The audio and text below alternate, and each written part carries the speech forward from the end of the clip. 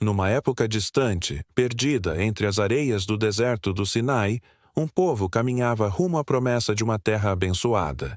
E foi ali, entre trovões e relâmpagos no Monte Sinai, que Deus ordenou a Moisés a criação do objeto mais sagrado da história humana, a Arca da Aliança. Ela não era apenas um símbolo, era o trono visível do Deus invisível. Para construir a arca, Deus deu instruções exatas a Moisés. Ela deveria ser feita de madeira de acácia, com 1,25 metros de comprimento e 75 centímetros de largura e altura. A madeira de acácia foi escolhida por ser extremamente resistente, quase incorruptível, representando a pureza e a eternidade da presença divina. Depois de montada, a estrutura foi completamente revestida de ouro puro, por dentro e por fora. Nada nela era comum. Cada detalhe refletia a glória de Deus. O ouro reluzente simbolizava a santidade perfeita do Criador, e uma moldura dourada ao redor formava uma coroa, mostrando que ali estava o trono do Rei dos Reis. A arca nunca podia ser tocada. Por isso, Deus ordenou que argolas de ouro fossem fixadas nas suas 4 extremidades. Através delas, passavam 2 varas de madeira de acácia, também revestidas de ouro. Essas varas nunca eram removidas. Qualquer toque humano na arca significava morte imediata, pois a santidade de Deus não podia ser profanada. Somente os levitas consagrados tinham a permissão de carregá-la sobre os ombros, usando as varas. Sobre a arca havia uma tampa de ouro maciço chamada propiciatório. E sobre essa tampa, 2 querubins de ouro foram esculpidos, um em cada extremidade. Suas asas abertas se estendiam para o alto, cobrindo o centro da tampa, e seus rostos olhavam um para o outro, em direção ao propiciatório. Era ali, entre as asas dos querubins, que a presença visível de Deus, a nuvem luminosa chamada Shequina, se manifestava. Era daquele ponto exato que Deus falava com Moisés. Aquele lugar se tornou o mais sagrado de toda a terra, o trono do Altíssimo entre os homens. Dentro da arca, foram guardados 3 objetos que simbolizavam a aliança de Deus com Israel. O primeiro eram as tábuas da lei, os 10 mandamentos escritos pelo próprio dedo de Deus, representando a sua justiça e o pacto eterno. O segundo era um vaso de ouro com maná, o pão que caiu do céu para alimentar o povo no deserto, um lembrete da fidelidade e da provisão divina. E o terceiro era a vara de Arão, que floresceu milagrosamente, simbolizando a autoridade e o poder de Deus sobre a vida. A lei, o pão e a autoridade. Quando o tabernáculo, o santuário móvel de Israel, foi construído, a arca foi colocada em seu lugar mais reservado, o Santo dos Santos.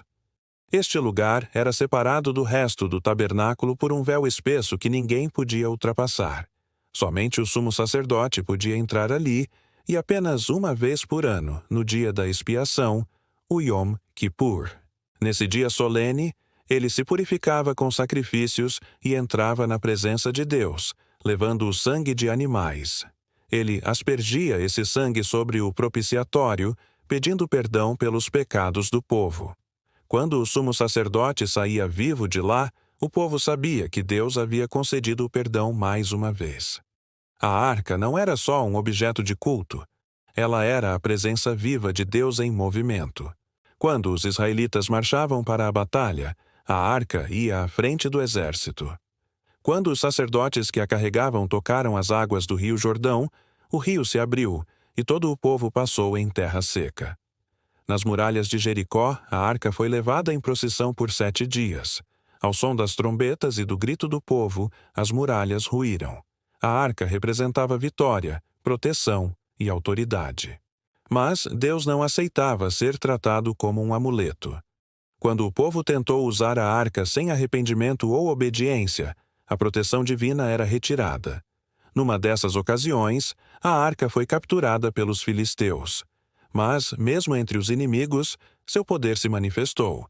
A estátua do deus Dagon caiu diante dela e pragas terríveis assolaram cada cidade por onde ela passava. Apavorados, os filisteus a devolveram rapidamente para Israel. Anos depois, o rei Davi decidiu trazer a arca de volta para Jerusalém. Com música, cânticos e uma alegria contagiante, o povo celebrou sua chegada. Davi dançou diante da presença do Senhor com todas as suas forças, reconhecendo que nenhum rei é maior que o Rei dos Reis. Mais tarde, seu filho, o rei Salomão, construiu o grandioso Templo de Jerusalém e colocou a arca dentro do Santo dos Santos. Ali, sob a penumbra do ouro e do incenso, a glória de Deus encheu o templo com uma luz tão intensa que os sacerdotes não conseguiam ficar de pé. Mas, com o passar dos séculos, o povo de Israel se afastou de Deus. Durante a invasão babilônica, o templo foi saqueado e completamente destruído. E a Arca da Aliança desapareceu. Até hoje ninguém sabe ao certo o seu paradeiro. Alguns acreditam que foi escondida por sacerdotes sob o monte do templo. Outros, que foi levada para a Etiópia.